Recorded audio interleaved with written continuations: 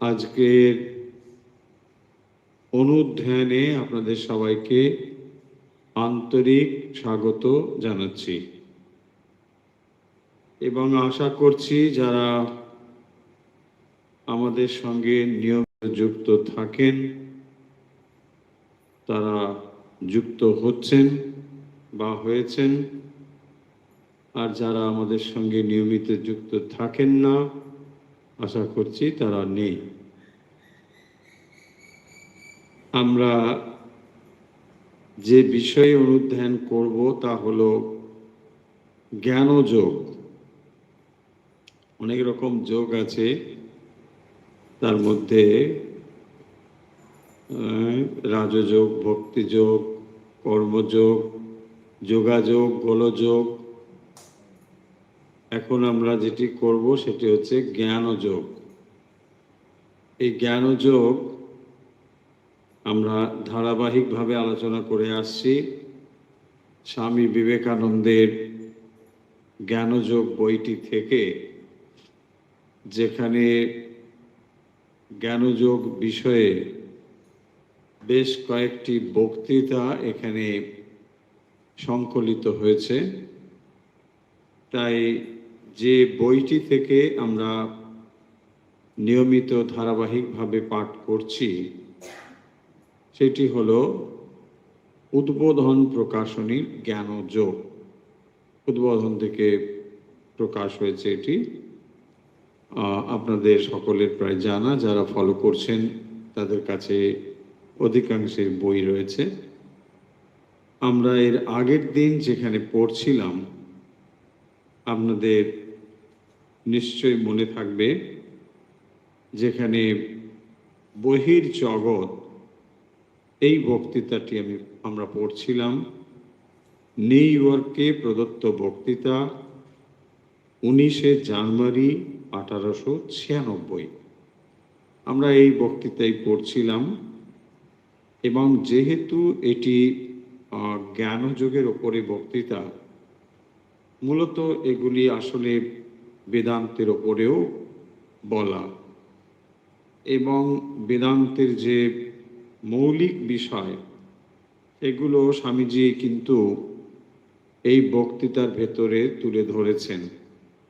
এবং আপনাদের নিশ্চয়ই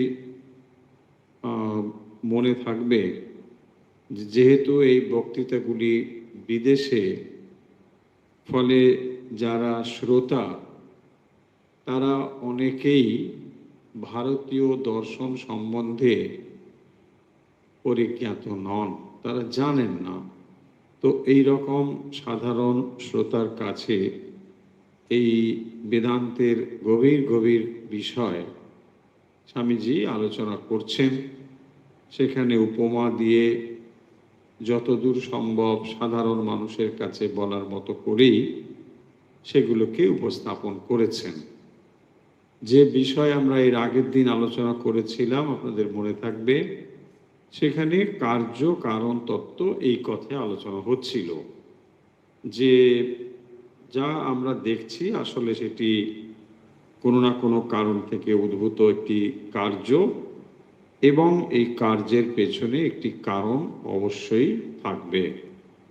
সেই কথাই স্বামীজি দেখিয়েছেন, এবং ক্রমান্বয়ে এই কার্য কখনো সেটি আবার কারণ, আবার সেই কারণটি আবার কার্য, এইভাবে কিন্তু ক্রমান্বয়ে চলছে।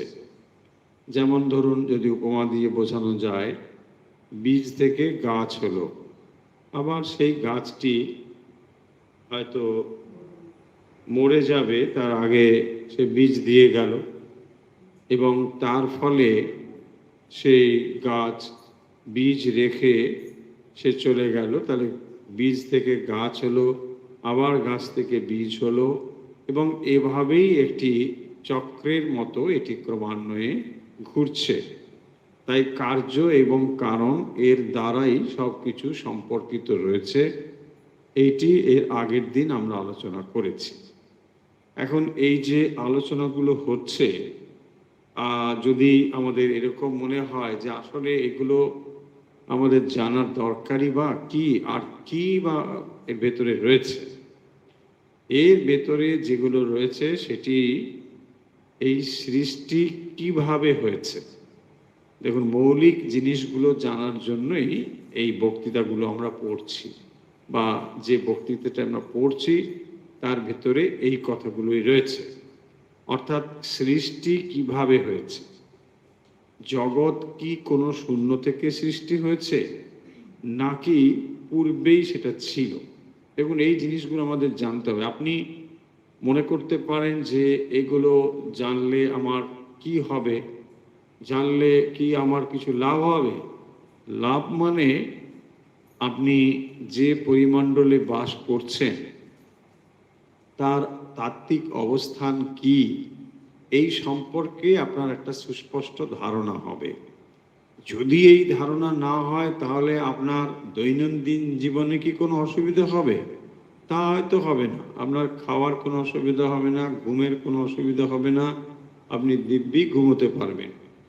কিন্তু যেহেতু আপনি মানব শরীর পেয়েছেন, আপনি কেবল খাওয়া ঘুমোতে তৃপ্ত হতে পারেন না। আমরা ধরে নিতে পারি আমাদের এই পাঠ যারা শুনছেন তারা কেবল খাওয়া আর পড়াতে তৃপ্ত হবেন, এটা নিশ্চয়ই নয়। একমাত্র খাওয়া পড়াতে যারা তৃপ্ত হন তাদেরকে আমরা পশু বলে বলি। পশু কোনো গালাগালি শব্দ নয়, তাদেরকে পশু বলা হয়, মানে পশু তারা শ্রেণীভুক্ত বলে। তো ফলে তাদের ভেতরে এই পশুত্ব রয়েছে, মানে তারা আর উঠতেও চায় না, নামতেও চায় না। এটাই হচ্ছে পশুর বৈশিষ্ট্য। দেখবেন, আমরা আগেও বহুবার বলেছি যে একটি কুকুর জন্মগ্রহণ করেছে কুকুর হিসেবেই। সে যতই আপনাকে খেলা দেখাক, যতই ভেলকি দেখাক, যতই কিছু করুক, মারা যাবার সময় সে একটা কুকুরই থাকবে। সে একটা মানে বিরাট অতিকায় জন্তু হয়ে যাবে তা হবে না। কুকুর ছিল, সে কুকুরই থাকবে। আপনি তাকে জামা কাপড় পরিয়ে বাড়িতে নিয়ে এসে শোয়াতে পারেন, কোনো সমস্যা নেই, কিন্তু সে যেখানে ছিল ওইখানেই থাকবে। আপনার তাকে টমি টমি মনে হয়, তার আপনাকে কি মনে হয় সেটা আপনি জানেন, তাই না? এইভাবেই কিন্তু চলছে। আমরা নানা রকমভাবে পশুকে নিয়ে কত কিছু করছি, সেটা আলাদা বিষয়। বিষয় হলো এখানে যে আপনি যেহেতু মানব শরীর পেয়েছেন, ফলে আপনি এগুলোতে শান্ত থাকতে পারেন না। আপনি আহার নিশ্চয়ই করেন, নিশ্চয়ই আপনি নিদ্রা যান। তাহলে জীবের যেগুলো বৈশিষ্ট্য সেগুলো আপনার ভেতরেও থাকতে পারে, থাকে, কিন্তু তবুও আপনি কেবলমাত্র ওগুলোতে তৃপ্ত হতে পারেন না। সেই জন্যই জ্ঞানের প্রয়োজন হয়। জানবার ইচ্ছে এখান থেকেই মানুষের ভেতরে রয়েছে স্বতঃস্ফূর্তভাবে। এই জন্যই যদি আপনার কখনো জিজ্ঞাসা ওঠে যে না, আমি এগুলো জানতে চাই, কিভাবে সৃষ্টি হলো, আদৌ কোনো কিছু থেকে সৃষ্টি হয়েছে কিনা, নাকি শূন্য থেকে হঠাৎ একদিন, যেমন বিজ্ঞান বলে কিছুই ছিল না, একটা বিগ ব্যাং হয়ে গেল। তো বিগ ব্যাং মানে কি? হঠাৎ করে শব্দটাই বা কেন হবে, তাই না? শব্দ হওয়ার জন্য তো কিছু একটা পরিস্থিতি দরকার হবে, একটা পরিবেশ দরকার হবে, কেউ একটা শব্দ করবে, এমনি এমনি একটা কিছু হয়ে যাবে, এটা তো হতে পারে না। নাথিং থেকে সামথিং হতে পারে না, এই থিওরি টেকে না। কিন্তু চলছে, মানুষ এটা নিয়ে কেউ কেউ বিশ্বাস করে, এটা চলছে।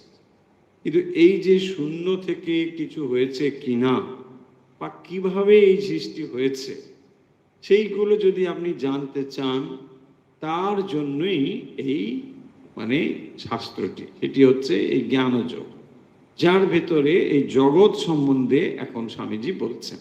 অর্থাৎ এই বহির জগৎ যেটা আমরা দেখতে পাচ্ছি বাইরে, এর অবস্থান কি, এটা হঠাৎ করে এসে গেল না কিভাবে এটা হয়েছে, কতদিনই বা থাকবে, ইত্যাদি ইত্যাদি, সেই জিনিসগুলো কিন্তু এখানে আলোচনা করা হচ্ছে। এবং সেই আলোচনা করতে গিয়ে আমরা এর আগের দিন যে তত্ত্বটি মূলত আলোচনা করেছি, সেটিকে বলা হবে কার্য কারণ তত্ত্ব। তার মানে এইটি দেখানোর চেষ্টা করা হয়েছে এই তত্ত্বের ভেতর দিয়ে যে যে জিনিসটিকে আমরা দেখতে পাচ্ছি এইটাকে বলে কার্য। কি বলে? কার্য। যেটা আমরা দেখতে পাচ্ছি তাকেই বলে কার্য। তাহলে কারণ জিনিসটি কি? না, এর পেছনে যেটা কিন্তু সেটা দেখা যাচ্ছে না, সেই জিনিসটি হচ্ছে এর কারণ। কারণ কিন্তু ভিজিবল নয়, কার্যটা ভিজিবল। তাহলে যখন আমরা যেটা দেখতে পাচ্ছি সেটা হচ্ছে তার কার্য, কিন্তু কারণটাই কার্যে রূপান্তরিত হয়েছে। যখনই সেটি স্থূল রূপ ধারণ করেছে তখন তাকে আমরা বলি এটা কার্য হয়েছে। কিন্তু যখন সেটা সূক্ষ্ম অবস্থায় ছিল তখন সেটা ভিজিবল ছিল না, বোঝা যেত না, কিন্তু সেটা ছিল না তাকে বলা যায় না, এটা ছিল। এইটিকে আমরা নানা রকম উপমা দিয়ে বুঝিয়ে এটা বলা হচ্ছে যে তাহলে একটা জিনিস কারণ, তারপরে একটা আবার কার্য, এবং এটি ক্রমান্বয়ে ঘুরছে। দেখুন, এই আইডিয়াটা মাথায় ভেতর রাখুন যে তাহলে যাকে আমরা এখন পরিদৃশ্যমান স্থূল জগৎ বলে বলছি, এই জগতের মধ্যে কত কিছু আপনার অভিজ্ঞতা হচ্ছে, গাছপালা, পশু পাখি, নদ নদী, পাহাড় পর্বত, এত কিছু। এই সব কিছু তাহলে বলছেন এক সময় যেটা দেখতে পাচ্ছেন এটাকে বলা হবে ম্যানিফেস্টেড বা ব্যক্ত। এই যে ব্যক্ত অবস্থা, এর কারণ অবস্থাটাকে বলে অব্যক্ত, মানে যেটা দেখা যাচ্ছে না, ভিজিবল না, খুবই সূক্ষ্ম ফর্ম। তাহলে সূক্ষ্ম অবস্থায় যেটা থাকে সেটাই আবার যখন অবস্থান্তর হয় তখন সেটা স্থূল হয়। তাহলে এক সময় সেটা সূক্ষ্ম থাকে, এক সময় স্থূল হয়ে গেল, এটাই আবার কখনো না কখনো আবার সূক্ষ্ম হয়ে যাবে, আবার সেটা স্থূল হবে। তাহলে দেখুন, যে জিনিসটিকে আমরা এখন দেখতে পাচ্ছি এটা একটা অবস্থা, কিন্তু এটা একমাত্র অবস্থা নয়, মানে এটা এই ক্রমান্বয়ে একটা পরিবর্তন হচ্ছে। যদি আপনি মনে মনে একটা চাকা ঘুরছে বলে মনে করেন, তাহলে এই চাকাটি যখন ঘুরছে আপনাকে যদি বলা হয় আপনি নির্দিষ্ট একটি পয়েন্টে তাকান, সেটা আপনি দেখছেন, কিন্তু আবার সঙ্গে সঙ্গে পরিবর্তন হয়ে যাচ্ছে। তখন আপনি কি দেখছেন যে না, এটা তো আমি লাল দেখছিলাম কিন্তু এখন তো নীল এসে গেছে, আবার নীল, ধরুন আবার লাল, আবার নীল, আবার লাল। এখন আপনি এটা বলতে পারেন না যে নীলটা আগে না লালটা আগে, বলা যায় না, কারণ যেহেতু এটা চাকার মতো ঘুরছে ক্রমান্বয়ে, এটা কিন্তু এভাবেই চলছে।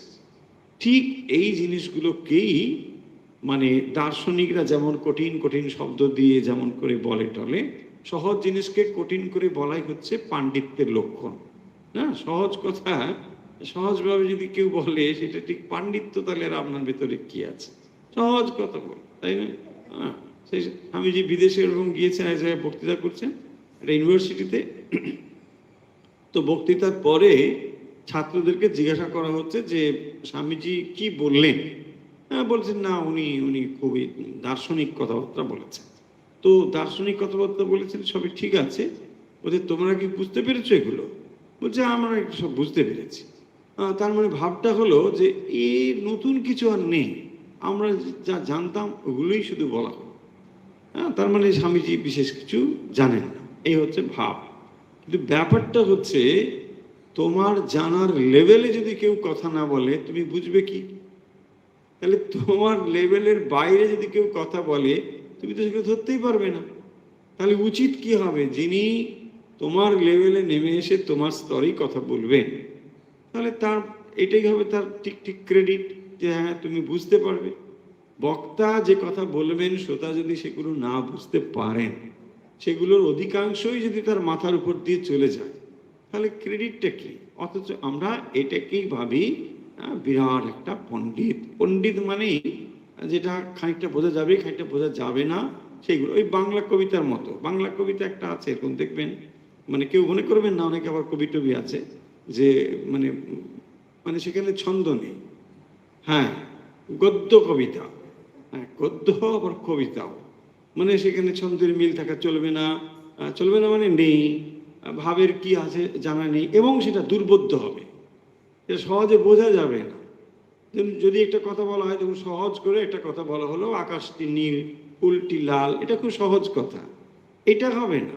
এটা হলে সেটা কবিতা হবে না, আধুনিক কবিতা হবে না। আধুনিক কবিতা হতে হলে মানে কি বলছে আপনার খানিকটা বুঝবেন খানিকটা বুঝবেন না, খানিকটা ভুল বুঝতেও পারেন, সেইটাই হবে আসলে খুব গভীর ব্যঞ্জনাময় একটা কবিতা, যেখানে আপনি কিছুই বুঝছেন না। বুঝতে পেরেছেন? এই হচ্ছে ব্যাপার। তো এখানে সেরকম কোনো ব্যাপার নেই, খুব সিম্পল ওয়েতে স্বামীজি কথাগুলো বলছেন। তাহলে এই তত্ত্বটা কি? তত্ত্বটাকে বলা হবে কার্য কারণ তত্ত্ব।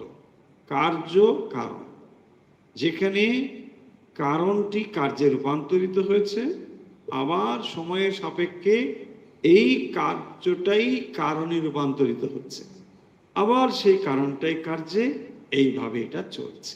হলো?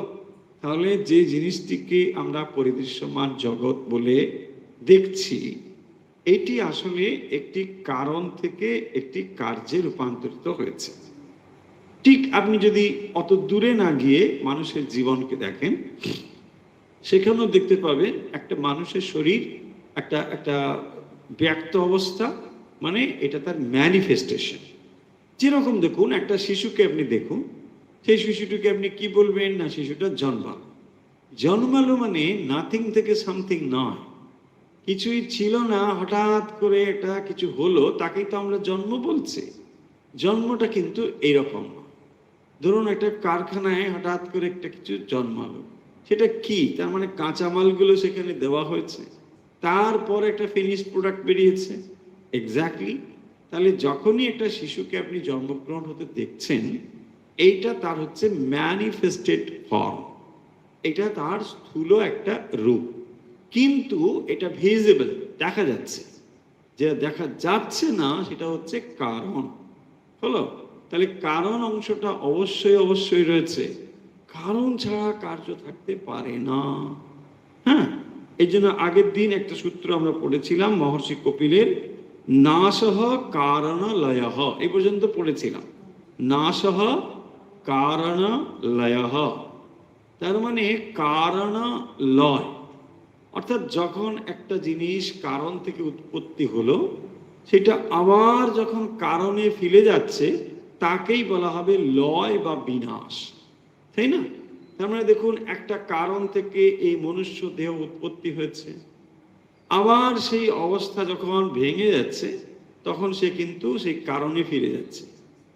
এই কারণ আবার একটি অবস্থান্তর হয়ে আবার কার্যে রূপান্তরিত হবে, সেই কার্যই আবার কারণে যাবে, এইভাবেই কিন্তু চলছে। এটাই বলছেন। অনেক উদাহরণ দেওয়া হয়েছে, যেমন যেমন মাটি থেকে কলসি, কলসিটা হয়ে আবার মাটি হয়ে গেল, এই ইত্যাদি ইত্যাদি দেওয়া হয়েছে। যেমন জলের উপরে তার তরঙ্গ, তাহলে জল সেটা তরঙ্গ হলো, সেটা আবার জলের সঙ্গে মিশলো, আবার সেটা তরঙ্গ হলো, আবার জল হয়ে গেল। তার মানে একটা ক্রমান্বয়ে চক্রবৎ জিনিসটি ঘুরছে। এটা ক্রমান্বয়ে কার্য, কার্য থেকে কারণ, কারণ থেকে কার্য, এইটি চলছে। হলো? তাহলে এর থেকে বেরোবে কিরকম? ওই শ্রীরামকৃষ্ণের এক্সাম্পল তিনি বলছেন যে যদি কলসিটা মানে পোড়ানো হয়ে যায়, তোর একটা কুমোর কলসি বানালো, সেটাকে সে কি করলো? পুড়িয়ে ফেললো। এবারে পুড়িয়ে দিলে আর কিন্তু ওই মাটির সঙ্গে সেটাকে মেশাবে না, তাই না? মেশাবে? কলসিটা পোড়ানো হয়ে গেছে না, আর তো মাটির সঙ্গে মিশবে না, ওটা তো পুড়িয়েছে, পুড়িয়ে রং টং দিয়ে লাল টাল করেছে, তাই না? ফলে ওটা মিশবে না। তার মানে কি? যে মুক্ত হয়ে গেল, দেখুন সে আর ওখানে মিশছে না। তাহলে মুক্তি না হওয়া পর্যন্ত তার আমিটা থাকছে, আর আমি থাকছে বলে সে কিন্তু আবার ওই কারণে ফিরে যাচ্ছে। সেই কারণটা তাহলে কি? অজ্ঞান। জীবের কারণ হচ্ছে অজ্ঞান। তাহলে অজ্ঞান, তার ফলে তার সূক্ষ্ম শরীর, তারপরে তার স্থূল শরীর, এইটি ক্রমান্বয়ে চলছে। স্থূল শরীর প্রাপ্ত হলো, কিছুদিন চললো, একটা সময়ের পরে এটা আবার ভেঙে গেল, এটা আবার কারণে ফিরে গেল, ওই কারণ আবার কার্যে আসছে। অনেকটা সময় হতে পারে, কিন্তু এইভাবেই এটা চলছে। এই যে সুন্দর একটি জিনিস, এইটা ব্যাখ্যা করে মানে কার্য কারণের থিওরি যেটা, সেটা বলা হয়েছে যে আসলে তাহলে কিন্তু একটা কার্য এবং তারপর সেটা কারণে, কারণ থেকে আবার কার্যে, এইভাবেই সেই জিনিসটি কিন্তু ক্রমান্বয়ে যাচ্ছে। তাহলে কার্য কারণেরই প্রকাশ মাত্র। এবার দেখুন, এবার যে কথাগুলো বলা হয়েছিল সেগুলোকে আমরা একটু ঝালিয়ে নিচ্ছি নতুন বিষয়ে যাওয়ার আগে। তাহলে এখান থেকে যে জিনিসটি স্পষ্ট হলো, কার্য কখনো কারণ থেকে পৃথক নয়। কার্য কারণ থেকে পৃথক নয়। তার মানে কি না, যে জিনিসটি ম্যানিফেস্টেড আমরা দেখছি সেইটি কিন্তু তার বীজের মধ্যেই ছিল, তার কারণের মধ্যেই এটা অবশ্যই থাকতে হবে। যেমন আজকে আপনি একটা গাছ দেখছেন, নিম গাছ হোক, বট গাছ হোক, যে কিছু, দেখুন তার বীজের মধ্যেই ওই গাছটি নিহিত ছিল। তাহলে ওই বীজ এবং এই যে তার কর্মে পরিণত বা কার্যে পরিণত হয়ে যেটা ম্যানিফেস্টেড হয়েছে, এই দুটোর মধ্যে কিন্তু একটা সৌসাদৃশ্য রয়েছে। তাহলে কার্য এবং কারণ আসলে পৃথক নয়, কেবল ম্যানিফেস্টেড নয়। এটা কিন্তু অবশ্যই অবশ্যই, সেই জন্য এখানে পয়েন্টটা হলো কার্য কখনো কারণ থেকে পৃথক নয়। যে কার্যটা আমরা দেখতে পাচ্ছি তার সঙ্গে একটা সম্পর্ক রয়েছে কারণে। তারপরে বীজ থেকেই বৃক্ষ, আবার বৃক্ষ থেকেই বীজ, তাই না? বীজ থেকে বৃক্ষ হলো, আবার সেটা বীজ হয়ে গেল, এভাবে এটা চলছে। তাহলে কার্য কারণেরই প্রকাশ মাত্র, এটা বলা যাবে। তাহলে পয়েন্ট করে করে যদি আমরা বলি, যদি আপনারা নোট করেন, নোট করে নিতে পারেন, যারা আগ্রহী নোট করছেন, পয়েন্ট করে বললে এটা দাঁড়াবে যে আগের পয়েন্টগুলো আগের দিন বলা হয়েছে, আজকে যে পয়েন্টগুলো বলা হচ্ছে সেটা হলো এই যে কার্য কখনো কারণ থেকে পৃথক নয়। এগুলো কিন্তু মনে রাখতে হবে, বেশি গোড়ার কথা এগুলো। কার্য কখনো কারণ থেকে পৃথক নয়। তার মানে যখনই আপনি সমুদ্রের ঢেউটাকে দেখছেন, এটা আসলে যে জল থেকে উঠেছিল এটা জলের থেকে আলাদা নয়, তাই না? দেখুন সমুদ্রের ঢেউ, সেটা ছোট হোক, বড় হোক, দীঘার সমুদ্র হোক, পুরীর সমুদ্র হোক, অন্য কোথার সমুদ্র হোক, পৃথিবীর যে প্রান্তে হোক, সমুদ্রের ঢেউ থেকে উত্থিত যেটা, সেটা তো আসলে জলই, তাই না? জল থেকে উঠেছিল, আবার সেটা জলে ফিরে যাচ্ছে। তাহলে এখান থেকে আমাদের সত্য জানতে হবে, সে পয়েন্ট হলো এইটি যে কারণ থেকে উদ্ভূত যে কার্য, সেটা কিন্তু পৃথক নয়। তার মানে কার্য কখনো কারণ থেকে পৃথক নয়, কার্য এবং কারণের ভেতরে এই সম্বন্ধ রয়েছে। পয়েন্ট নাম্বার 2, বীজ থেকেই বৃক্ষ, আবার বৃক্ষ থেকেই বীজ, তাই না? তাহলে বীজ থেকে হচ্ছে বৃক্ষ, আবার বৃক্ষ থেকেই বীজ হচ্ছে।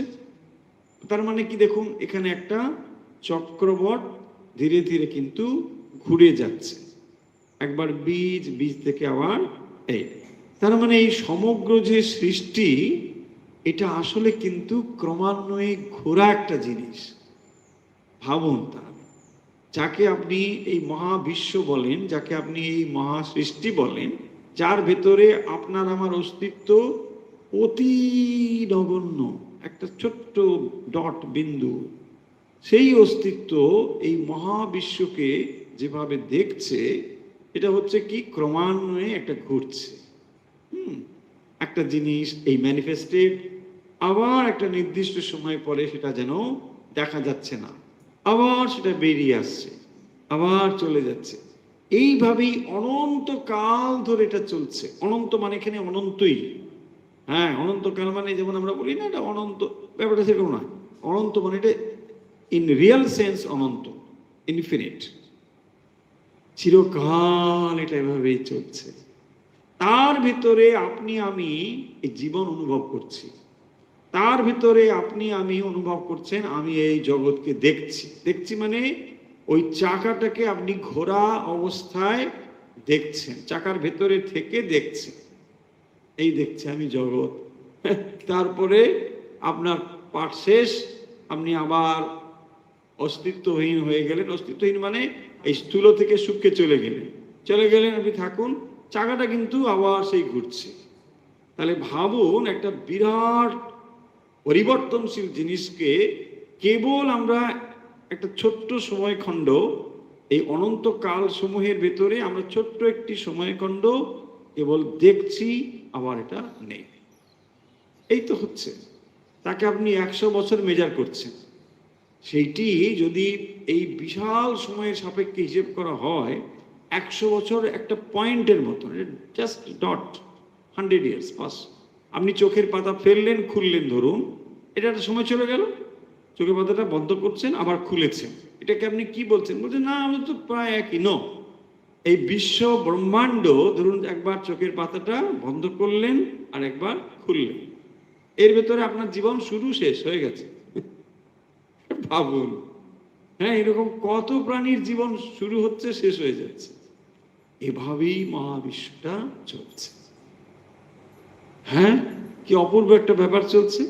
কিন্তু এখানে যাই চলুক না কেন, মূল পয়েন্টটা মনে রাখবো, এটা কার্য কারণের শৃঙ্খলের ভিতর চলছে। এটা এমনি এমনি হচ্ছে না, একটা কার্য কারণ সম্পর্কের ভিতর রয়েছে। আমরা এই পর্যন্ত কিন্তু পড়েছিলাম। এরপরে দেখুন আরো কিছু কথা রয়েছে। যদি এই টেবিলটির নাশ হয় তো তা কেবল উহার কারণ রূপে ফিরিয়া যায় মাত্র। ওই যে কথাটি ছিল নাশ ও কারণ লয়ঃ, ওইটারই এক্সপ্লানেশন এখানে বলা হয়েছে। তার মানে একটা টেবিল, সেটা যদি ধ্বংস হয়, নাশ হয়, কেবল সেটা কারণ রূপে ফিরে যায়, সেই সূক্ষ্ম রূপ ও পরমাণুতে ফিরিয়া যাইবে, যাহাদের সম্মিলনে এই টেবিল নামক পদার্থটি উৎপন্ন হইয়াছিল। মানুষ যখন মরে তখন সে যে সকল পদার্থে তাহার দেহ নির্মিত, সেগুলিতে সে ফিরিয়া যায়, তাই না? তাহলে মানুষ মরে মানে কি? দেহটা মরে। তো দেহ যখন যেখান থেকে এসেছিল, যে যে উপাদান দিয়ে, সেই উপাদানে সেটা ফিরে যাবে। এখানে উপাদান মানে কি? মৌলিক উপাদান 5টি উপাদান, তাই না? ক্ষিতি, অপ, তেজ, মরু, হোম। এই 5টি উপাদান কারোর সঙ্গে কারোর মিশবে না, যে যার উপাদান সেখানে সেখানে চলে যাবে। দেখুন কি অদ্ভুত ব্যাপার। মানুষ যখন মরে তখন যে সকল পদার্থে তাহার দেহ নির্মিত, সেগুলোতে সে ফিরিয়া যায়। ধ্বংস হইলে এই পৃথিবী যে পদার্থ সমষ্টি ইহাকে এই আকার দিয়াছিল, তাহাতেই ফিরিয়া যাইবে, তাই না? তাহলে এই পৃথিবীতে আপনি যে ম্যাটার দেখছেন, সেই ম্যাটার ধ্বংসপ্রাপ্ত হওয়ার সময় আবার ঠিক ঠিক জায়গায় ফিরে যেতে হবে, এটাই। অর্থাৎ যখনই একটা স্থূল অবস্থা থেকে একটা সূক্ষ্ম অবস্থা প্রাপ্ত হবে, যেটি দৃশ্যমান ছিল, স্থূল ছিল, এটি আবার তার কারণে ফিরে যাচ্ছে। তাহলে একটি অবস্থা যখন সেটা দৃশ্যমান ছিল, দেখতে পাওয়া গিয়েছিল, সেটি আবার কারণে ফিরে যাবে, সেইটি বলছে। ইহাকেই বলে নাশ, কারণে লয়। তাহলে এটা কি হলো? নাশ মানে হলো তাহলে কারণে ফিরে যাও, হলো। তাহলে নাশ মানে যে জিনিস দিয়ে এটা তৈরি হয়েছিল, সেই জায়গায় ফিরে যাওয়া। দেখুন, আমি অনেক সময় হয়তো আমরা বলেছি, এই কথা আমাদের মনে থাকাও হয়তো সম্ভব, নিশ্চয় মনে কারো কারো থাকবে, যে এই যে আপনি এখানে জীবন অনুভব করছেন, আমি করছেন, এই আমি এই পৃথিবীর বস্তু না। এই পৃথিবীর যে বস্তু, সেটা পৃথিবীকে দিয়ে দিতে হবে। যে বস্তুটি পৃথিবীর নয়, সেটি পৃথিবীর সঙ্গে থাকবে না। অর্থাৎ এই যে আমি চৈতন্য করছেন, সেই চৈতন্য এই পৃথিবীর 5টি উপাদানের কোনোটির সঙ্গে যুক্ত নয়, সেটি সম্পূর্ণ আলাদা। তাই এইগুলো আপনাকে এখানে ঋণ চুকিয়ে দিয়ে যেতে হবে। আপনি যত শরীর আপনার স্থূল হোক, সূক্ষ্ম হোক, হ্যাঁ, যত আপনি একেবারে হস্তিকায় হন না কেন, সবই ঠিক আছে, সমস্ত এইখানে কিন্তু চুকিয়ে দিয়ে যেতে হবে।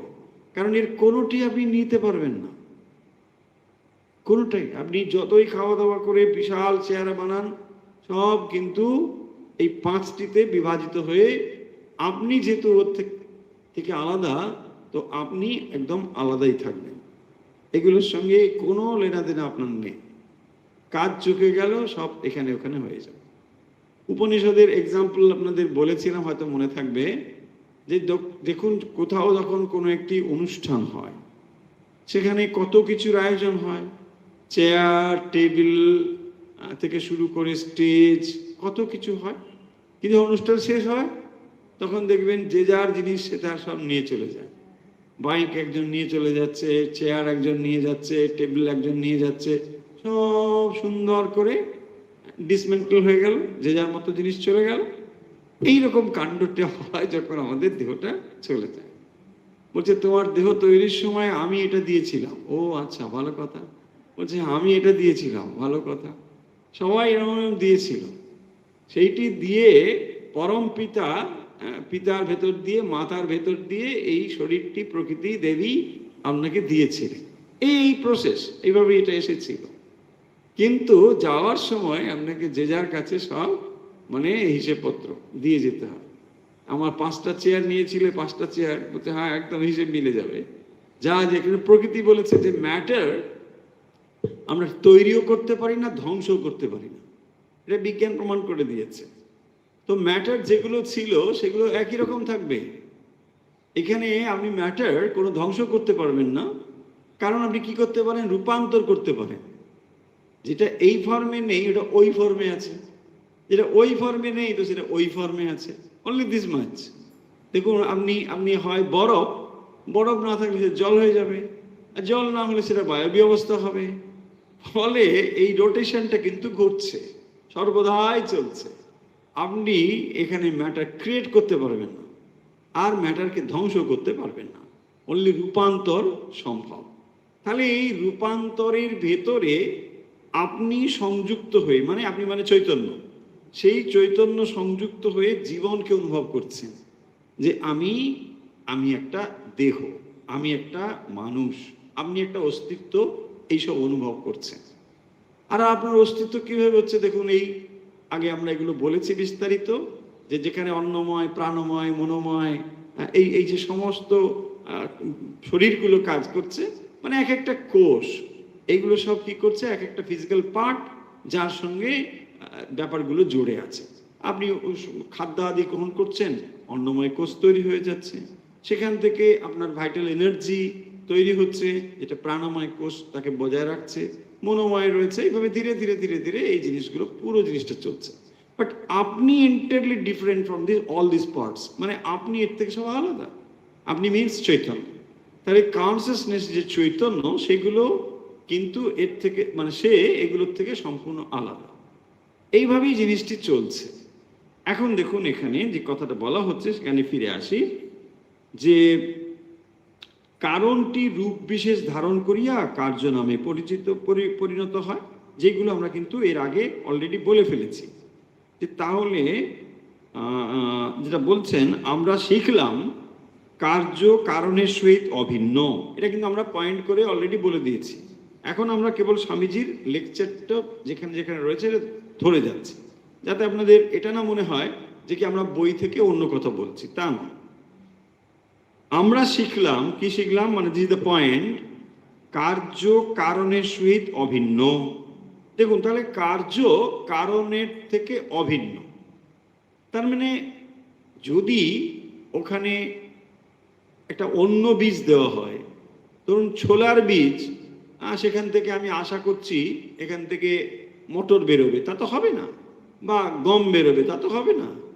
বীজের সঙ্গে যা বেরোবে তার সঙ্গে কিন্তু একটা সুন্দর সামঞ্জস্য রয়েছে, এটাই বলছেন, ভিন্ন নয়।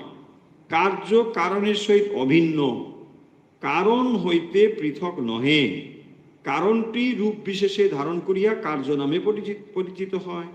তাহলে কার্যই এবং কারণের ভেতরে একটা সম্বন্ধ রয়েছে, কারণটি সময় বিশেষে কার্যে রূপান্তরিত হয়। হ্যাঁ, এইটি এখন কারণ, সেইটি আবার একটা সময় পরে কার্য, ওইটাই আবার একটা সময় পরে দেখবেন ওটাই আবার কারণ হয়ে যাবে। কারণ ধরুন এখন থেকে কি হবে, সেটা বীজ রেখে গাছটা মারা গেল, তাহলে গাছটি যখন বীজ রেখে মারা গেল, তখন এই বীজটি হওয়ার কারণ কি ছিল, গাছটি। দেখুন এটাই ক্রমান্বয়ে চলছে, হলো, এটাই বলছেন যে উপাদানগুলিতে এই টেবিলের উৎপত্তি, তাহাই কারণ, আবার টেবিলটি কার্য। এই কারণগুলি এখানে টেবিল রূপে বর্তমান। তাহলে যদি আপনি বলেন সেই কারণটি কোথায়, মানে এই কাঠ দিয়ে টেবিল হয়েছে, এখন কাঠগুলো কোথায়, আমি গাছ দিলাম, গাছটা কোথায়, বলছি গাছটা তো এই টেবিলই। দেখুন কত গভীর জিনিসগুলো, অথচ কত সুন্দর যদি আপনি বুঝে নিতে পারেন। তাহলে গাছটা কোথায়? গাছটা কোথায় না, গাছটা এখন টেবিল রূপে আছে। তাহলে এই টেবিলই কার্য, গাছটা হলো কারণ। তাহলে কারণটাকে দেখা যাচ্ছে না, গাছটাকে টেবিলটাকে দেখা যাচ্ছে। এইটাই বলছেন যে তাহলে কারণগুলি এখানে টেবিল রূপে বর্তমান, তাই না? কারণগুলো কোথায় গেল? কারণ টেবিল রূপে বর্তমান। এই এই গেলাস একটি কার্য। আর একটা এক্সাম্পল দিয়ে বলছেন তার কতগুলো কারণ ছিল, সেই কারণগুলি এই কার্যে এখনো বর্তমান দেখছি। কাঁচ নামক কতকটা জিনিস আর সেই সঙ্গে গঠনকারী হাতের শক্তি, উপাদান ও নিমিত্ত, এই দুইটি কারণ মিলিয়া গেলাস নামক আকারটি হইয়াছে। এই দুই কারণই ইহাতে বিদ্যমান। তাহলে দেখুন, যখনই আপনি একটি গ্লাস দেখছেন, স্বামীজির এক্সাম্পল, তো এই গ্লাসের ভেতরে কি আছে? বলছে একটা কাঁচ রয়েছে, আর এই কাঁচটিকে তৈরি করার জন্য, একটা শেপ দেবার জন্য তো নিশ্চয়ই একটা থাকবে। এটাকে টেকনিক্যালি দুটো শব্দ বলা হয়েছে, একটাকে উপাদান আর একটা কি বলা হবে? নিমিত্ত। দেখুন এই শব্দগুলো আপনার কাছে নতুন নয়, এগুলো বহুবার বলা হয়েছে, উপাদান কারণ, নিমিত্ত কারণ। তাহলে একটা জিনিস তৈরি করবার জন্য যে বস্তু লাগে তাকে বলা হবে উপাদান কারণ। উপাদান কারণ। নিমিত্ত কোনটা? নিমিত্ত হচ্ছে যেটা করছে, তাই না? নিমিত্ত। ধরুন কুম্ভকার, তাহলে মাটিটা কি? মাটিটা হবে উপাদান। কুম্ভকার নিজে হচ্ছে নিমিত্ত কারণ, তাই না? যার নিমিত্ত এটা করা হচ্ছে। তাহলে যখনই একটা বাড়ি বানানো হচ্ছে, কারো না কারোর জন্য তো বাড়িটা বানানো হচ্ছে, তাই না? বস্তুটা কেউ কেউ ব্যবহার করবে। যখনই যে উপাদান দিয়ে তৈরি হচ্ছে তাকে বলে উপাদান কারণ। আর যিনি তৈরি করছেন বা যার জন্য তৈরি করছেন, নিমিত্ত কারণ হলো। এখানে যে বলছেন, দেখুন এবারে, যে উপাদান এবং নিমিত্ত এই দুইটি কারণ মিলিয়া গেলাস নামক আকারটি হইয়াছে। এই দুই কারণই ইহাতে বিদ্যমান। তাহলে এই দুটো কারণ এখানে রয়েছে। যে শক্তিটি কোনো যন্ত্রের চাকায় তাহা সংগতি শক্তি রূপে ইহাতে রইয়াছে, তাহা না থাকিলে গেলাসের এই ক্ষুদ্র ক্ষুদ্র খণ্ডগুলির সব খসিয়া পড়িবে, এবং তার উপাদান কাঁচও ইহাতে রইয়াছে। গেলাসটি কেবল ওই সূক্ষ্ম কারণগুলির আর এক রূপে পরিণতি, এবং যদি এই গেলাসটি ভাঙিয়া ফেলা হয়, তবে যে শক্তিটি সংহতি রূপে ইহাতে ছিল তা ফিরিয়া গিয়া নিজ উপাদানে মিশিবে, আর গেলাসের ক্ষুদ্র খণ্ডগুলি আবার পূর্বরূপ ধরিবে এবং সেই রূপেই থাকিবে, যতদিন না পুনরায় নতুন আকার লাভ করে। তাহলে কি দাঁড়ালো জিনিসটি এখান থেকে? যে কতগুলো উপাদান এবং নিমিত্ত সেটা সংযুক্ত হয়ে একটি নতুন জিনিস হয়। সেইটি যখন আবার ভেঙে যায়, অর্থাৎ তার ভিতরে যে সংগতিটা রয়েছে, যে দুটো জিনিসকে কম্বাইন করবার যে ফোর্স, সেটা নষ্ট হয়ে গেল, তখন এটা বিচ্ছিন্ন হয়ে পড়বে, তাই না? এই যে অ্যাডহেসিভ একটা পাওয়ার ওখানে রয়েছে, কারণ কি দুটোকে একসঙ্গে করে একটা সংগতি করেছে।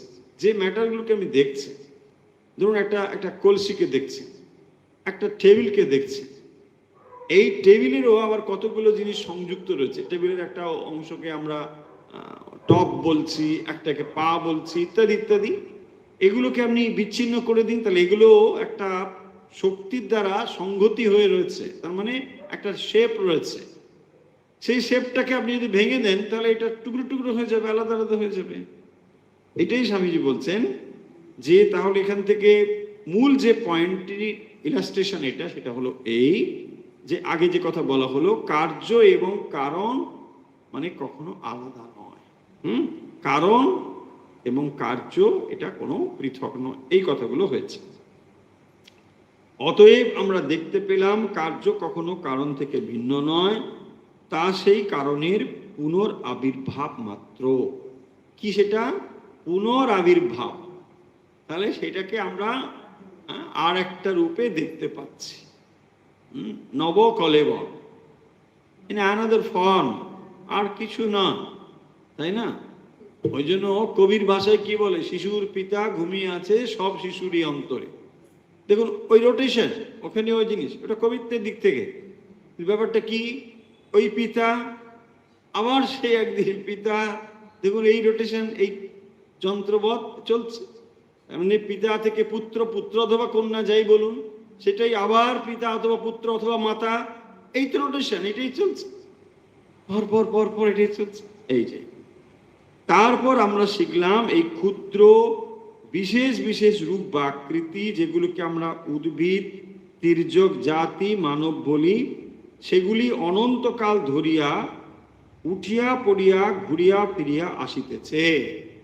তার মানে এই জগতে যা কিছু আপনি দেখছেন, এই সবই কিন্তু একটা শেপ থেকে আবার সেটা ওই রকম মানে ম্যানিফেস্টেড, এবং সেটা কখনো না আনম্যানিফেস্টেড, এভাবেই আসছে। ব্যক্ত এবং অব্যক্ত, এভাবেই এটা ক্রমান্বয়ে পরিবর্তিত হয়ে চলেছে। বীজ থেকে বৃক্ষ হয়, বৃক্ষ আবার বীজ হয়, আবার বৃক্ষ হয়, আবার অন্য বীজ, আবার এক বৃক্ষ, এইভাবে চলছে, এর শেষ নেই। তাহলে এখান থেকে আমরা যেটা জানতে পারলাম সেটা হচ্ছে এই যে অনন্তকাল ধরে ক্রমান্বয়ে এই কার্য কারণ এটা চলছে। হলো এই কথা এখানে তাহলে বলা হচ্ছে। যেমন আবার উদাহরণ দিয়ে বলছেন যে সমুদ্রে ফিরে যাচ্ছে। কি বলছেন? জলবিন্দু পাহাড়ের গা বেয়ে সমুদ্রে যাচ্ছে, সেটা আবার বাষ্প হচ্ছে, আবার সেটা সমুদ্রে ফিরে যাচ্ছে। তার মানে উঠছে, পড়ছে, চাকার মধ্যে ঘুরছে, তাই না? জল থেকে সেটা উঠে গেল বাষ্প হয়ে, সেইটা আবার বৃষ্টি হয়ে নেমে এলো সমুদ্রে, আবার সেটা উঠছে। দেখুন, তাহলে একটা জিনিস যদি ক্রমান্বয়ে এইভাবে পরিবর্তিত হতে থাকে, তাহলে এটা অনন্তকাল ধরে এইভাবে চলছে। সেই কথাই বলছেন যেটা ঘুরছে। সমুদয় জীবন সম্বন্ধেই এইরূপ।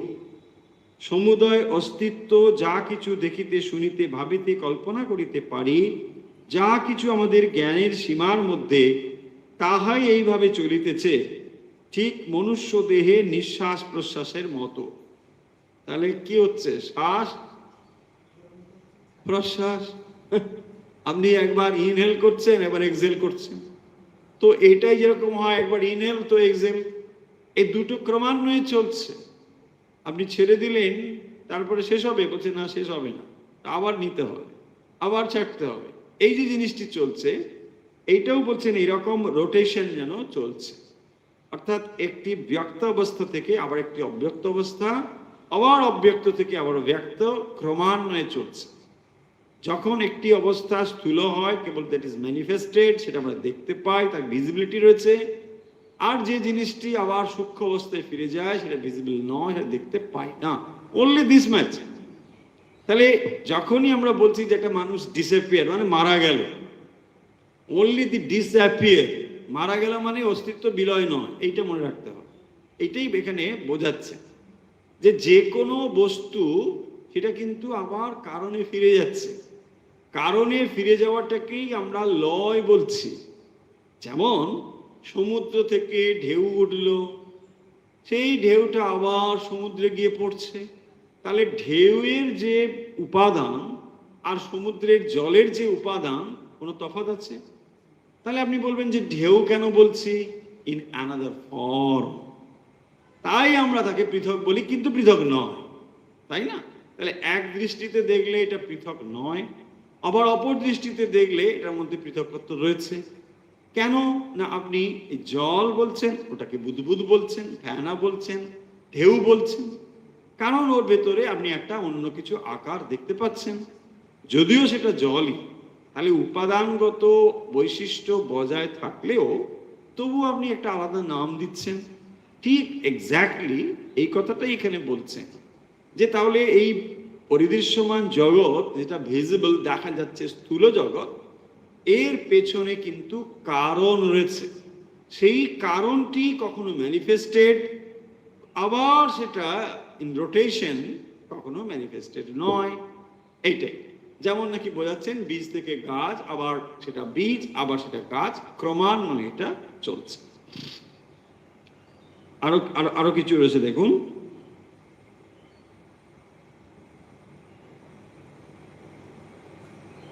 প্রত্যেক তরঙ্গের সঙ্গে সঙ্গে একটি করিয়া গহর, প্রত্যেক গহরের সঙ্গে সঙ্গে একটি করিয়া তরঙ্গ। সমগ্র সর্বত্র এইরূপ বলিয়া সমগ্র ব্রহ্মাণ্ডে বিভিন্ন অংশের সঙ্গে সঙ্গতি থাকার দরুন একই নিয়ম খাটিবে। অতএব আমরা দেখিতেছি সমগ্র ব্রহ্মাণ্ডই যেন এককালে কারণে লীন হইতে বাধ্য। সূর্য, চন্দ্র, গ্রহ, তারা, পৃথিবী, মন, শরীর যা কিছু এই ব্রহ্মাণ্ডে আছে, সকল বস্তুই যেন নিজ সূক্ষ্ম কারণে লীন বা অন্তর্হিত হইবে, আপাত দৃষ্টিতে বিনষ্ট হইবে। বাস্তবিক কিন্তু তা সূক্ষ্ম রূপে তার কারণেই থাকবে। দেখুন, যে কথা আগে বলা হয়েছে, তাহলে কোনো জিনিস এখানে আপনি দেখতে পাচ্ছেন না, এর মানে সেটা নেই এটা নয়, কেবল সেটা দেখতে পাচ্ছেন না। দেখুন, এইটা কিন্তু যদি আপনি ভালো করে বুঝতে পারেন, তাহলে জীবনের তাৎপর্যটাই বদলে যাবে আপনার। জীবন মানে একটা ম্যানিফেস্টেড, একটা কার্য, তার কারণ অবশ্যই আছে, কারণ ছাড়া কখনো কার্য সম্ভব নয়। তাই এখানে এই কতগুলো বলছেন যে সূর্য, চন্দ্র, গ্রহ, তারা, পৃথিবী, মন যা কিছু এই ব্রহ্মাণ্ডে, সকল বস্তুই যেন নিজ সূক্ষ্ম কারণে লীন বা অন্তর্হিত হইবে, আপাত দৃষ্টিতে বিনষ্ট বলে মনে হবে, কিন্তু তা নয়। বাস্তবিক কিন্তু তারা সূক্ষ্ম রূপে তাদের কারণেই থাকবে। এই সব সূক্ষ্ম রূপ থেকে আবার তারা পৃথিবী, চন্দ্র, সূর্য, তারা রূপে বাহির হইবে।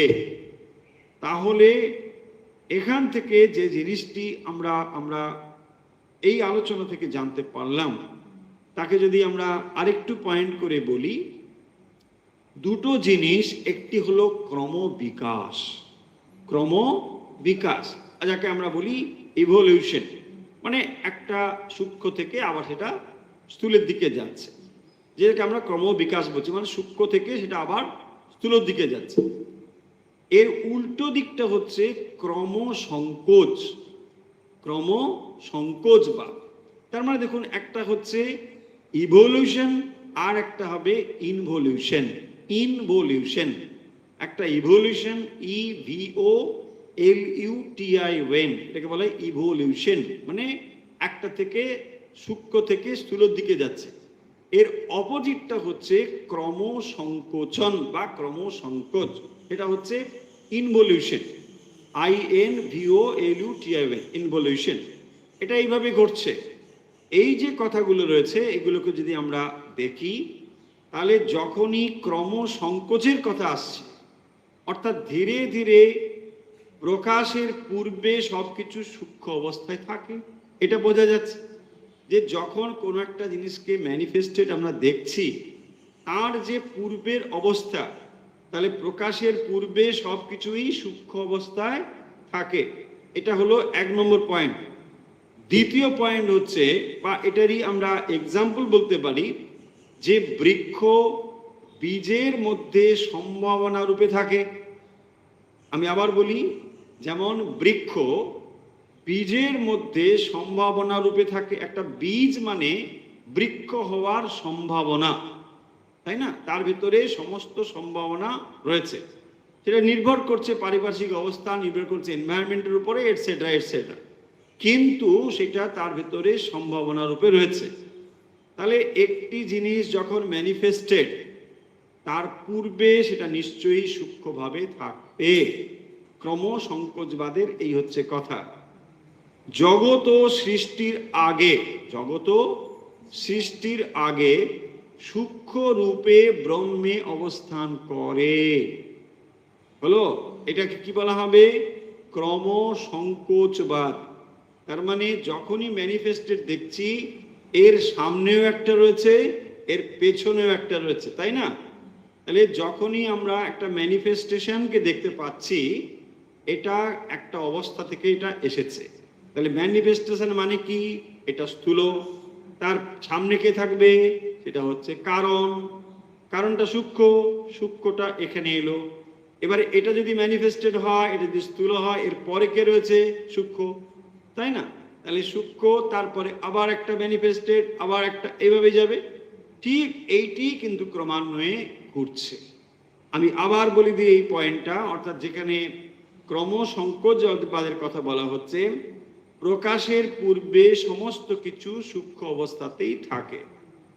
যেমন বৃক্ষ বীজের মধ্যে সম্ভাবনা রূপে অবস্থান করে, যেমন বৃক্ষ বীজের মধ্যে সম্ভাবনা রূপে থাকে। তৃতীয় কথা হলো জগৎ ও সৃষ্টির পূর্বে, জগৎ ও সৃষ্টির পূর্বে সূক্ষ্ম রূপে ব্রহ্মে অবস্থান করে। হলো, তাহলে এখান থেকেই সেটা এসেছে। কার্যকারণ সম্পর্ককে যদি আমরা ক্রমান্বয়ে বিচার করে করে যাই তাহলে সেটা ব্রহ্ম পর্যন্তই যাবে, তাই না? কার্যকারণ এভাবে যেতে যেতে সেটা ব্রহ্ম পর্যন্তই যাবে। তাহলে সমস্ত যে জগৎ যে ম্যানিফেস্টেড দেখতে পাচ্ছি সেটা সেখানেই থাকে। আর একটা এক্সাম্পল নিয়ে নিই, তাহলে বুঝতে পারবেন। এখন আপনার মনে এই প্রশ্নটা উঠতে পারে কারো কারো যে আচ্ছা তাহলে একটা কথা, এই যে বললেন কারণে ফিরে যাচ্ছে, তাহলে এই যে গাছপালা এত স্থূল ম্যাটার দেখতে পাচ্ছি, তাহলে ব্রহ্মে এগুলো থাকবে কি করে? সেখানে তো তোর নিয়ে যেতে হবে, এটা গাড়ি করে নিয়ে যাবে, ট্রান্সপোর্টেশন কস্ট, হ্যান ত্যান, এত তো বিশাল ব্যাপার, তাই না? এগুলো একটা প্রশ্ন আসতে পারে না যে আপনি বলছেন এগুলো সব যাবে ওখানে, লোডিং আনলোডিং এটা ব্যাপার আছে তো, এত সব জিনিসপত্র সেখানে যাবে কি করে, তাই না? এইটা মাথায় রাখুন। যদি এই প্রশ্ন কখনো মনে আসে তাহলে বুঝতে পারবেন। আপনি যখন রাত্রে ঘুমিয়ে ঘুমিয়ে স্বপ্ন দেখেন, আপনি ঘুমিয়ে ঘুমিয়ে স্বপ্ন দেখছেন আপনি এয়ারপোর্টে চলে গেছেন, এই বসে পড়েছেন, চলে গেল, ওখানে নেমে গেল, বিশাল কিছু দেখছেন, 1 মিনিটে আমেরিকা ভ্রমণ হয়ে গেল। 1 মিনিটে লাগে না, আরো কম সময় হয়ে গেল। যেই জেগে উঠলেন তাহলে এই আপনার প্লেন কোথায়, আপনি কোথায় বসেছেন, সেগুলো কোথায়? Everything where in your mind, তাই না? সবটা আপনার মনের ভিতর ছিল। এক্স্যাক্টলি, তাহলে এটাও ঠিক তাই, সেই চৈতন্যের ভেতরই ছিল। এখানে কোনো জায়গা দরকার হবে, কোনো স্পেস দরকার হবে না। এটাই পয়েন্ট। কারণ কি, না হলে আপনার মনে আসবে যে তাহলে এইগুলো সব তো ওখানে আবার যাবে। ওই জন্য অনেকে বলেন যে তাহলে এই যে এত আত্মা, তাহলে সেই আত্মাগুলো কি করে হলো? এই যে এত লোক, এত আত্মা কোথায় ছিল? এত আত্মা, এত আত্মা কোথাও থাকার দরকার নেই, তাই না? একই বহু হয়েছে। যেমন আপনি একটি কাচের মানে মানে মানে আয়নাতে যদি আপনি নানা চিত্র দেখেন, সেখানে কি সমস্যা আছে? আপনি যত দর্পণ বেশি করবেন তত সেখানে ছবি বেশি দেখছেন। তাতে কি সূর্যের আলাদা রকম অনেক সূর্য মনে হবে? সূর্য এক, অসুবিধা কিছু নেই। এটা প্রতিবিম্ববাদের কথা। তো ফলে এখানে যে জিনিসটি মনে রাখতে হবে সেটা হচ্ছে ক্রম সংকোচ, বা মানে ক্রম বিকাশের উল্টো দিকে যে জিনিসটি রয়েছে। অর্থাৎ যখন স্থূল থেকে সূক্ষ্মে যাচ্ছে, যখন স্থূল থেকে সূক্ষ্মে যাচ্ছে তখন তাকে আমরা বলি ক্রম সংকোচ। আবার যখন উল্টো, অর্থাৎ যখন সূক্ষ্ম থেকে স্থূলতে আসছে তাকে আমরা বলি ক্রম বিকাশ। হলো, তাহলে আজকের এই দুটো কথা আমরা শেষ করব। যেখানে ক্রম সংকোচের কথা আলোচনা হয়েছে, ক্রম বিকাশ হচ্ছে স্থূল অবস্থা থেকে সূক্ষ্ম অবস্থার প্রকাশকে হচ্ছে ক্রম বিকাশ বলা হবে। তাহলে যা প্রকাশিত হয় তা নতুন কিছু নয়, এটি কিন্তু পূর্ব অব্যক্ত অবস্থাতে ছিল, এইটা হলো কথা। অর্থাৎ যখন কোনো ক্রম বিকাশ আমরা বলছি, ইভলিউশন বলছি, ইভলিউশন মানে নাথিং থেকে সামথিং নয়, সামথিং যেটা ছিল ইন সাটল ফর্ম এটা ম্যানিফেস্টেড হয়েছে, যেটা ইন গ্রস ফর্ম। হলো, তাহলে স্যাটেলিটি থেকে যেটা গ্রসে আসছে, যেটা সূক্ষ্ম থেকে স্থূলতে আসছে, তাকে আমরা বলি ক্রম বিকাশ। তার উল্টো দিকটা হচ্ছে ক্রম সংকোচ, অর্থাৎ যখন স্থূল থেকে সেটা সূক্ষ্মে যাচ্ছে। হলো, তাহলে এখানে কোনো নতুন কিছু হচ্ছে না, কেবল সেটি স্থূল থেকে সূক্ষ্ম অথবা সূক্ষ্ম থেকে স্থূলে যাচ্ছে। তাহলে যখন আমরা সৃষ্টি অথবা প্রলয় বলছি, তাহলে সৃষ্টি মানে কি? অব্যক্ত থেকে ব্যক্ত অবস্থার নাম সৃষ্টি। সৃষ্টি মানে অব্যক্ত থেকে ব্যক্ত অবস্থা। আর প্রলয় মানে ব্যক্ত থেকে অব্যক্ত অবস্থা, তাকে আমরা বলছি প্রলয়, যেটা ব্যক্ত থেকে অব্যক্ত হয়ে গেল। যেটা দৃশ্যমান থেকে অদৃশ্য হয়ে গেল, যেটা স্থূল থেকে সূক্ষ্ম হয়ে গেল, তাই না? সেটাকে আমরা বলি ডিসঅ্যাপিয়ার। একটা অ্যাপিয়ার, একটা ডিসঅ্যাপিয়ার। দেখা যাচ্ছে না, বোঝা যাচ্ছে না, মানে ভিজিবল নয়। ভিজিবল নয় মানে কিসে ভিজিবল নয়? আমার পাঁচটা ইন্দ্রিয় দিয়ে ভিজিবল নয়, কারণ আমার সেন্স অর্গানগুলো লিমিটেড, তাই না? আমি একটা নির্দিষ্ট জিনিসকে দেখতে পারি, বুঝতে পারি, শুনতে পারি। এর বাইরের জিনিসকে বোঝার মতো আমার হিউম্যান সিস্টেমে সেটা নেই। Only this much. দেখুন, অনেকের থাকতে পারে, অনেক প্রাণীর তো রয়েছে বিশেষ ক্ষমতা, তারা বুঝতে পারে, কিন্তু আমরা বুঝতে পারি না। ধরুন রাত হলে পরে আমরা দেখতে পাই না, অন্ধকারে আমরা দেখতে পাই। অনেক প্রাণী আছে যারা দেখতে পায়। তাহলে আপনি কি সিদ্ধান্ত দেবেন? আপনি বলবেন যে এখানে এটা নেই, কিন্তু ওই প্রাণী কি বলবে? যে না, এখানে আছে। ঠিক এইভাবেই তারপরে যখনই আমরা বলছি যে এটা নেই, মানুষটা এই ছিল, এখন সেটা নেই, আপনার ভীষণ দুঃখ হলো, কোথায় গেল কোথায় গেল।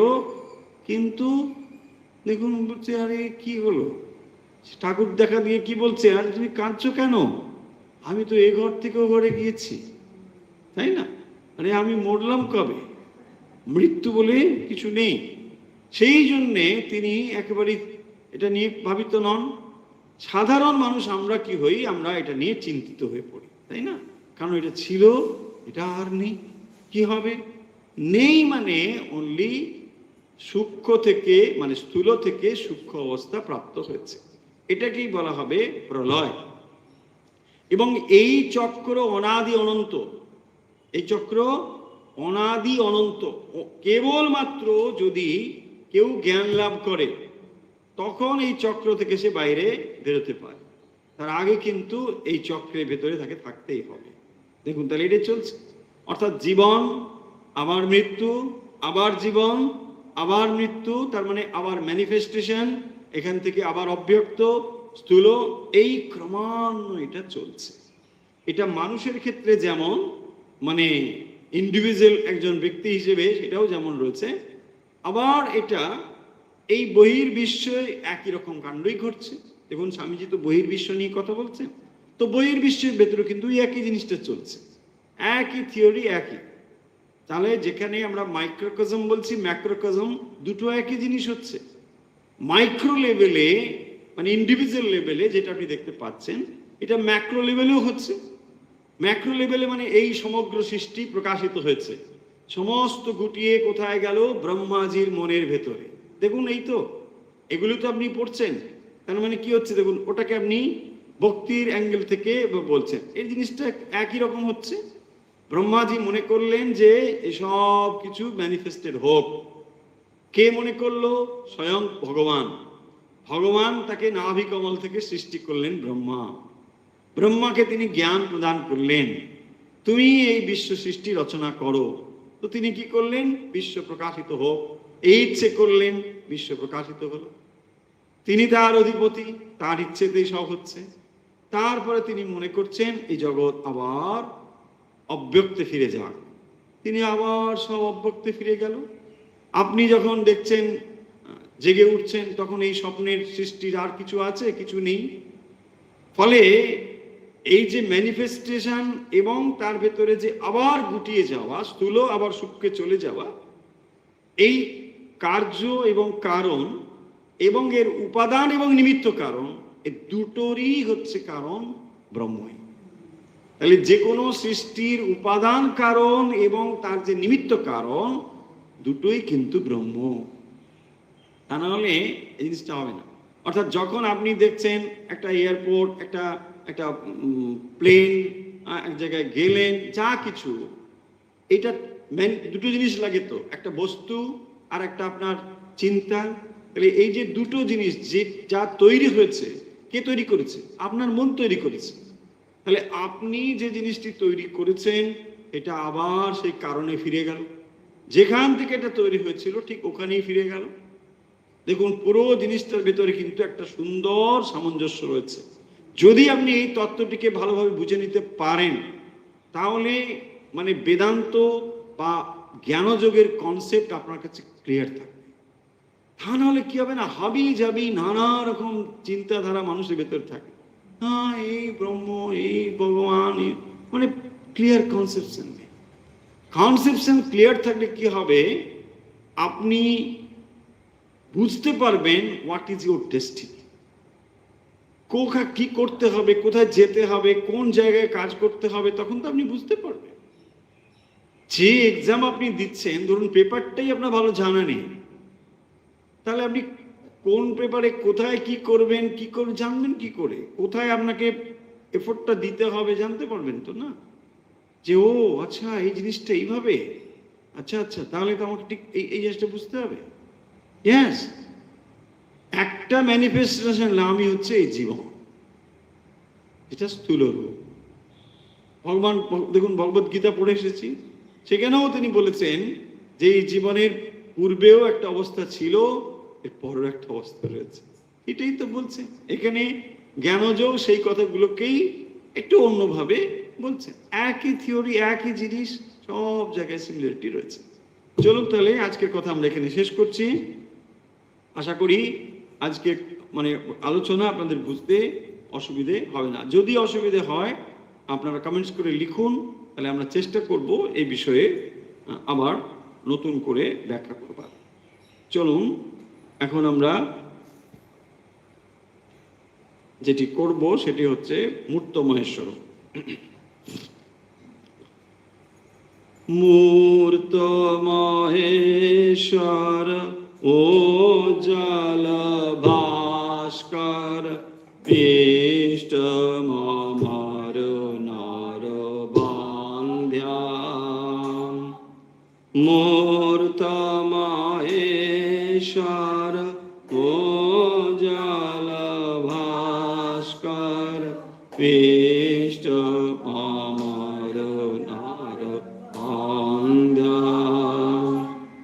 কুন্দে বেদত মুঞ্চিত গৌরিত কাঞ্চন কামিনী বান্দাম।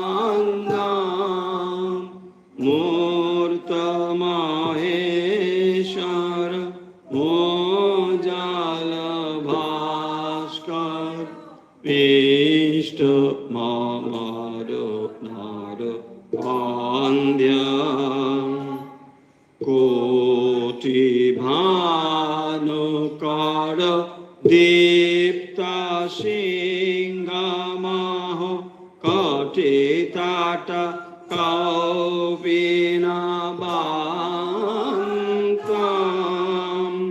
কোটি ভানুকর দীপ্ত সিংহমহ কটিতাট কৌপিনাবান্তম।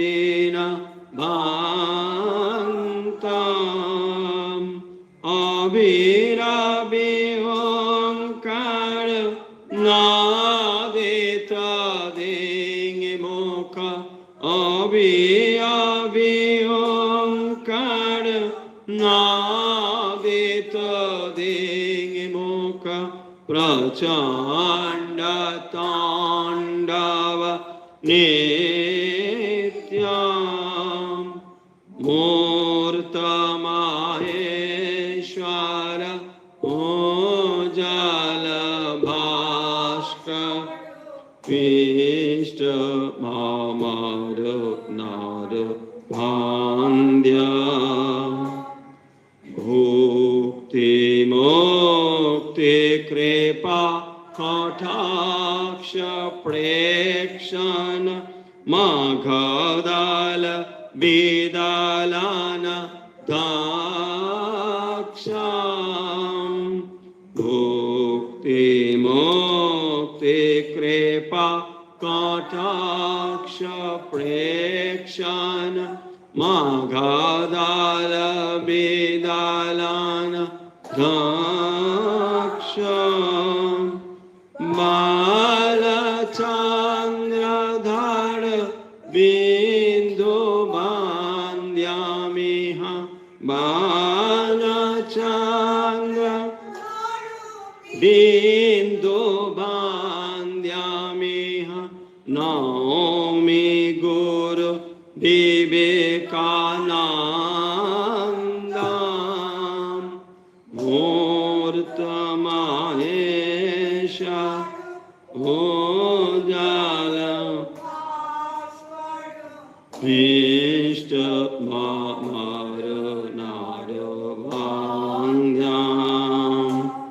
মূর্তমায়েশা ও জাল ভাস্কর ইষ্ট মামর নর অঙ্গ ইষ্ট মামর নর অঙ্গ ইষ্ট মামর নর অঙ্গ। जय श्री गुरु महाराज जी के जय, जय महामाई के जय, जय स्वामी जी महाराज जी के जय, जय गंगा माई के जय। আজকের মতো অনুধ্যান এখানেই শেষ হলো। গতকালের প্রশ্নের উত্তর হলো সরস্বতী নদীর তীরে ভগবান শ্রীকৃষ্ণের সঙ্গে মৈত্রী মুনির দেখা হয়েছিল। এখন সময় আজকের প্রশ্ন হলো ক্রম সংকোচবাদ কাকে বলে? ক্রম সংকোচবাদ কাকে বলে? উত্তর পাঠিয়ে দিন হোয়াটসঅ্যাপে, আমাদের হোয়াটসঅ্যাপ নাম্বার 9903985960। তাহলে আজকের মতো বিদায় নিচ্ছি। যে যেখান থেকে আমাদের সঙ্গে যুক্ত রয়েছেন ঠাকুর মা স্বামীজির ভক্ত ও অনুরাগী আপনাদের সকলের শারীরিক, মানসিক ও আধ্যাত্মিক বিকাশ প্রার্থনা করে যে প্রার্থনা আমরা নিত্য করি, আজও সেই প্রার্থনা করছি। সর্বেত্র সুখিনো সন্তু, সর্বে সন্তু নিরাময়া, সর্বে ভদ্রাণি পশ্যন্তু, মা কশ্চিৎ দুঃখ ভাগ ভবেৎ। ओम शांति, ओम शांति, ओम शांति।